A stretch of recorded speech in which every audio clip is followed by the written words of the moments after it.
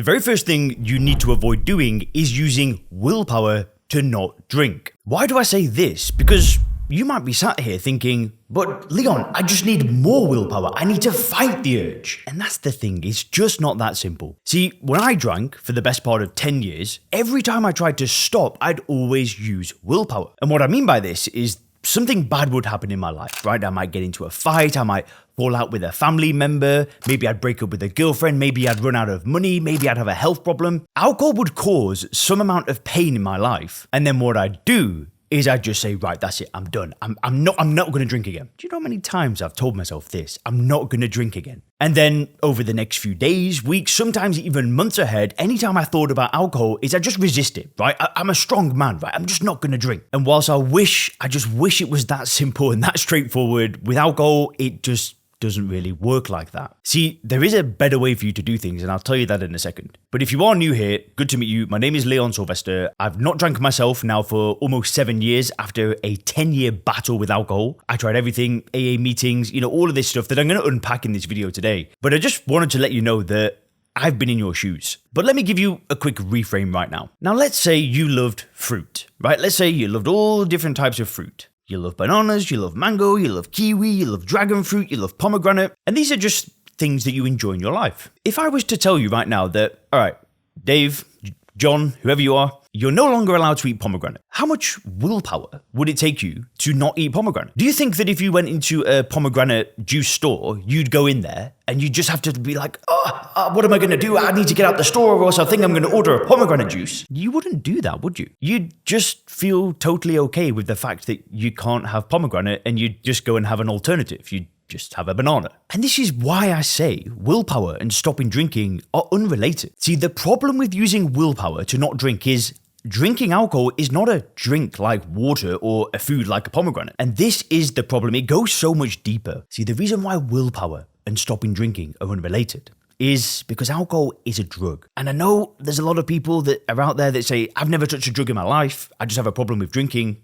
I'm sorry to break it to you, but it is a drug. And when you use willpower to not do this drug that you're technically addicted to, and I'm not here to belittle that, I've been in your shoes, I'm not here to knock you down in any way. When you start using willpower, what do you think ends up happening? Well, in your mind, you're telling yourself this is something that's on a pedestal. So it's kind of like this forbidden fruit that you're not actually allowed to have, but it's not a fruit like I'm talking about earlier, it's this forbidden drug. And what ends up happening, and what ended up happening to me for almost 10 years in this stop-start cycle that I could just never end, is the more I used willpower, the more I wanted to drink. And what would happen is it would build up until this little voice in my head came in, and it was like this: hey Leon, just have one. Oh boy, here we go. Do you know how many times I've told myself this? Do you know how many times I've gone through this stop and start cycle? All because I'm using willpower. Now, there is another solution to this, and it's reframing the way that you view alcohol. See, what I did, and what finally fixed it for me, and what I've been teaching people, and what I've helped people do in my coaching program at Sober Clear, is I help them change the way that they view the drug. So then they start to see it more like pomegranate, right? Where it's like, yeah, I mean, I could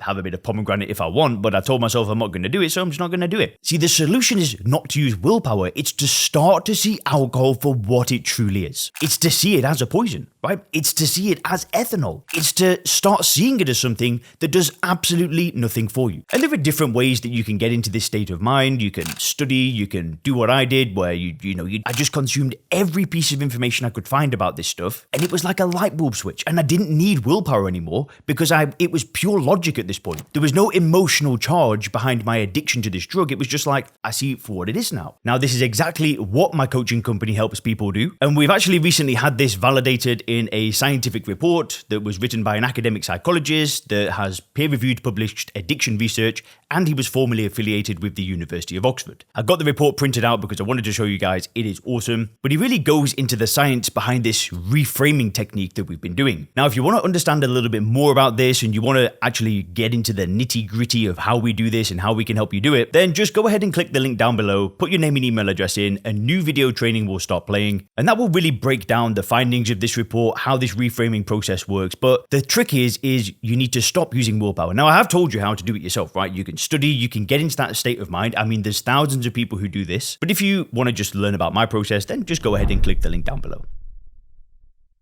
Okay, so the second thing that you want to avoid doing, and I need to give you a bit of a warning before I say this, because if you're going to AA and you found success with this approach, then you might want to just either skip this one or pause the video now and really just consider whether or not you want to listen to what I'm about to say. But the second thing that you really want to avoid doing is calling yourself an alcoholic. See, when I started my business, when I started SoberClear, when I started this YouTube channel, I had a conversation with my mum. So my own mother has been to AA for over 20 years. Now, she got sober by calling herself an alcoholic. She truly believes that's what she is. She thinks that there's something different about her. There's nothing wrong with the drug as a thing. It's all about her as a person. And listen, it saved her life. And it saved my life because she got sober when I was, being raised by her. And without AA, I don't know what would have happened to me. So I'm so grateful for that program. But when I was trying to stop drinking alcohol, I actually tried it. I went for about 90 days. I fully involved myself. I did the 12 steps. I gave myself up to a higher power, which is a big problem a lot of people do have. I don't have a problem with that. But what I did have a problem with was this idea that I'm the problem, that I'm an alcoholic that can never be fixed, that has to go to meetings for the rest of their life. And I'm not saying that this can't work. I mean, of course it can. There's millions of people who get sober with that approach. And if that's you, then I'm sorry. I'm not trying to belittle you in any way. But for me, it just felt like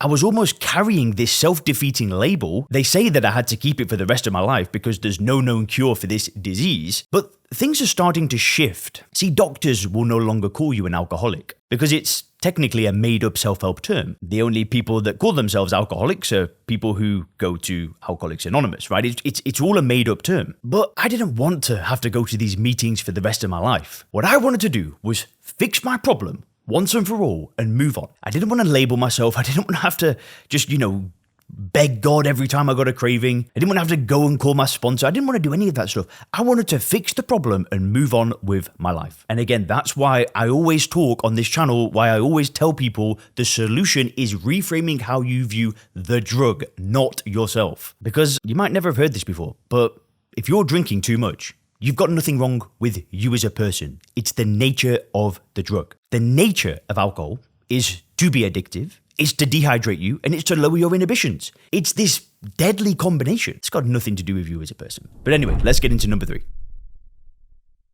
Now, this might also be a little bit counterintuitive because you might never have heard it put this way before, but so many people do this wrong. There are so many people out there that start their journey to not drink and feel this feeling of doom and gloom. They don't feel good about the decision, right? They're not like, all right, let's stop drinking.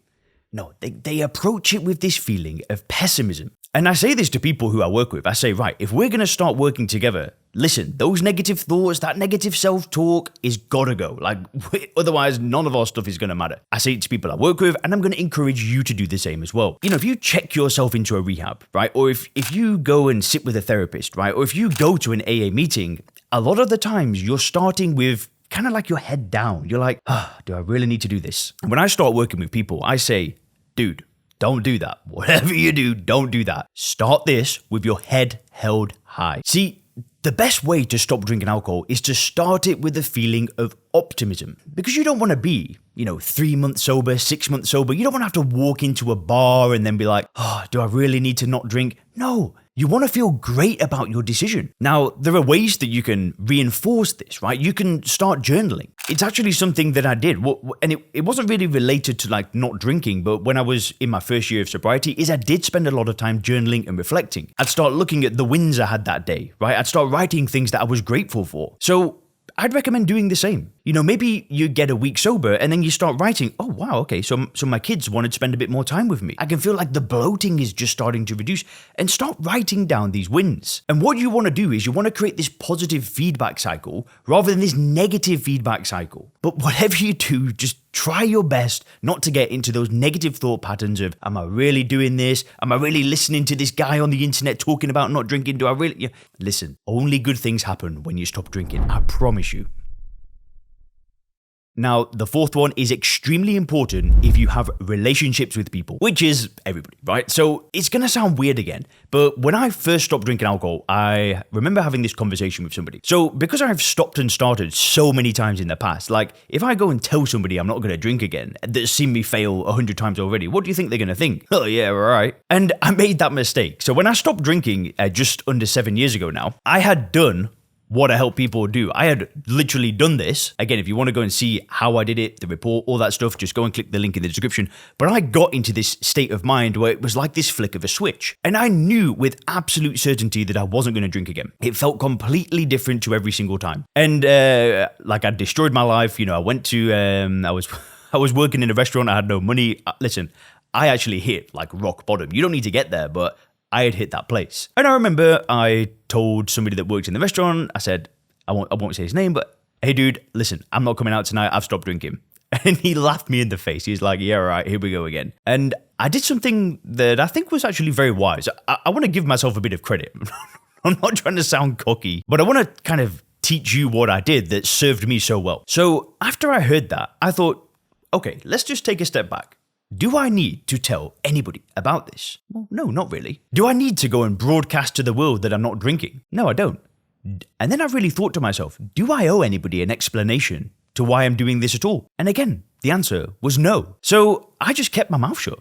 I didn't tell anybody. I told my closest friends and I told some family members. But I told them after I got a bit of momentum. I didn't start broadcasting, hey, I was day 7, I'm on day 14. And listen, for some people, they want to do that. That's fine. I'm not saying that this is going to like cause you to start drinking again. But I just thought, do you know what? I don't want to have to sit and debate with people about my decision, because if that person has got a problem with alcohol, you are never going to change their mind, right? If you've switched, if you've got into that place where you've reframed alcohol, you've made a logical decision to stop drinking alcohol, and then you tell somebody that's still drinking that you're not drinking, and you're doing it because alcohol's a poison, it's ethanol, it does nothing for me. What do you think they're going to say? Just have one drink. What are you talking about? And I actually have this new client, and he's really awesome. We've actually become friends. We're living in the same city, and he told me this exact thing happened. And when he came back from this night out that he'd been on, he told me, this guy, he was like pushing it on me. And I said, see, he's like, you just don't need to explain yourself to people. Don't even go there. Don't get into a debate. Just keep it to yourself. And, a lot of the times I actually think this is wise to do with partners as well. When people are married, when they're in relationships, I think it can be a good idea to sometimes keep it to yourself, because it depends on the relationship, right? But a lot of the times spouses, again, they've heard it a million times. So my recommendation is, when you do make that true decision, is you don't need to tell anybody. And please don't start explaining yourself. You don't need to explain yourself to anybody. You owe nobody an explanation. And I'm not being an a-hole when I say that. Like, I'm trying to help you. Just don't even go there. Okay, 5th thing to avoid. This one is massive. So when I drank alcohol, I made so many mistakes. Like, man, if I had a list, in fact, this is actually something that they make you do in Alcoholics Anonymous, by the way, because they call it a spiritual program. And what you do is you make this massive list. And I had actually started doing this because I had a sponsor. I actually took that program quite seriously. And you make this list of all the people and all the bad things that you've done. And what you do is you go and make amendments to them. Could that be a good thing? Yeah, sure. Why not? But man, for me, that list, I can't even remember the damage I've done. I don't know who I upset. And again, same thing. You could go and sit with a therapist, right? You could go back to the childhood, look at all the bad things that have happened. And I am not knocking therapy in any way, right? There's a time and a place where that is so important. But when it comes to stopping drinking alcohol, I don't see the relation between these two things. Going and making amendments to people is amazing, right? I'm not saying that's bad. Going and sitting with a therapist and working through some bad things that have happened, I mean, fantastic. I've done it. I'm not saying it's a bad thing. But with alcohol, is like thinking that that's going to help you stop drinking alcohol. I mean, could it? Yes, I guess, but I don't think it's that effective. And a lot of the times when I started going back and thinking, oh, damn, remember that person that I never paid back? And, that person who I'm not even going to tell you half the stuff that happened, right? Let's not even go there. But when I start thinking about that stuff, if I was really struggling to stop drinking alcohol, that stuff doesn't make me feel good and happy. It makes me feel worse. See, what you want to do instead is make the future the focus. Now, what the psychologists actually found out is that one of the most effective ways to stop drinking alcohol in the scientific literature is something called motivational enhancement. This is something that I've designed into my program. You don't need to use my program to do this. It's pretty straightforward. But instead of making the past the focus, we want to make the future the focus. We want to start designing a vision for our life, right? What do you want your relationship to look like, right? How do you want your family life to look? What do you want your business, your career to look like? Your health? Do you want to be running 5Ks, running 10Ks? I don't know, deadlifting, doing CrossFit, doing some Muay Thai? I don't know. But instead of waking up in the morning and running away from all the bad things that you've done and all the stuff, because listen, we can do that. It's so much more powerful for you to run towards something. This made such a big difference for me. And through doing this is I built the life of my dreams. I don't know what your dream is, but for me, it was being able to make an impact on others. It was being able to have some sort of online business where I could travel the world. It was to help people. It was to become a husband. I'm about to get married, by the way. I think I've said that a few times. I think it's going to be about 2 more weeks or so, and then boom, papers signed. I'm going to start wearing my nice good old wedding ring. This was my vision for my life when I stopped drinking alcohol. So if I were you, I'd sit down and really think, okay, what can I focus on instead? So let's get into number 6.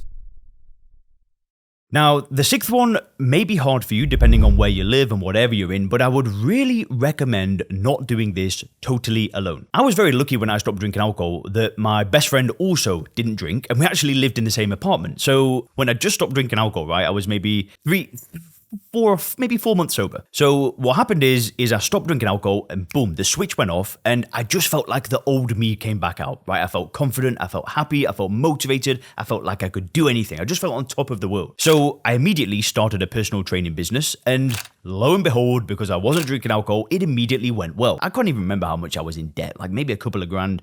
I owed my grandma money. It was a disaster. I was working in this restaurant and as soon as I stopped drinking, I was like, the belief in myself came back. And after doing the personal training for a few months, I thought, do you know what? I don't know if I want to do this career long term. I don't know if I want to own a gym. I don't know if I want to live in England. I kind of want to be remote. I want to be able to move around. And that was like the dream I had at the time. I'm a lot more settled now, but this was years ago. And I was blessed that me and my best friend, we got an apartment and I was above and he was below. And we were literally in the same building, a floor above, a floor below, exact same apartment. And what me and my friend used to do is we'd go out to the Bangkok nightlife. And I don't know if you've ever been to like Asian nightlife before, but my gosh, it's nuts. Everybody's drinking. It's just pure chaos. And it is so much fun. And me and my friend, we love playing pool. We're super competitive against each other. You know, we'll make these pots like that are just crazy and we'll burst into laughter. And then you can go to these tables where it's like the winner stays on. And then we'll go there and we'll try and like challenge the champion and you put your name on the board. Listen, we had a great time. But I was lucky to have some level of accountability to not drink. Now, I knew I wasn't going to drink, so it wasn't that important.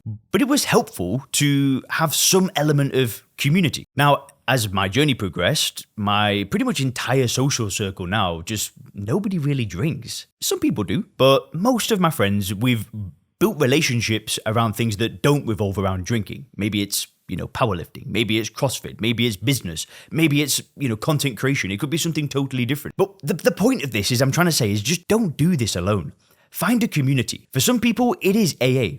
Smart Recovery. For people in my program, they join the Sober Clear program. That's where they get the community. We really work with like business owners, high-level professionals. So it's kind of like a community made for a specific kind of person. But there's a million things out there. I'm not saying you need to join my program. You might find a coach. You might find it in a church meeting. I don't know what it is for you. Some men's group. It could be anything. But what I would just say is just don't do this alone. There's no need, especially not in this day and age. Now, the 7th thing that you want to avoid doing. This one is harsh, but I don't care. I'm not here to sugarcoat things, and if you've made it this far into the video, you must be serious about change, and you don't want to make these mistakes. Now, what you don't want to do is when you get a little bit further into your journey, let's say month 2, month 3, month 4, this is when those thoughts can start creeping back in of having just one drink. And for the love of God, do not lie to yourself. Don't lie to yourself about the severity of what was happening. Listen, every relapse that happened this is what I started doing, is I just started lying to myself. It wasn't that bad. This time it can be different. Boy, if I could only go back in time, right? Listen, every single time I did that, it always ended up in failure. There's a very famous book called The One Thing. And if you haven't read it, I'd recommend it. It is technically a business book, but it can definitely be 100% relevant to your personal life. But this big question is, what is the one thing that I could do? And if I do it, everything else would become unnecessary. So it's how people make like very big business decisions. For them, it might be starting a YouTube channel, whatever. But when I drank alcohol, the answer to that question was always stop drinking alcohol. That's how I would get the life of my dreams. But, when we're 3 months sober, 4 months sober, we start forgetting about the pain. And listen, whatever you do, don't forget about the pain. Don't lie to yourself. Sorry to sound harsh, but don't do it. And the final thing you want to avoid doing, which again is something I have done 1,000 times, the final thing you want to do is avoid telling yourself that you'll do this tomorrow. Tomorrow. The best time to stop drinking alcohol and fix your life was yesterday. The next best time is now. Now, if you want to see if working together could be a good match, what I'd recommend doing next is going to soberclear.com, having a quick look at the website, looking at the kind of method and how we do things, etc. Or if you go and click the link in the description, you can actually go and apply directly for the SoberClear program. And if that's not for you, all good. Go and do something else. But please don't put this off one other day. Know you can do this. Have a great day.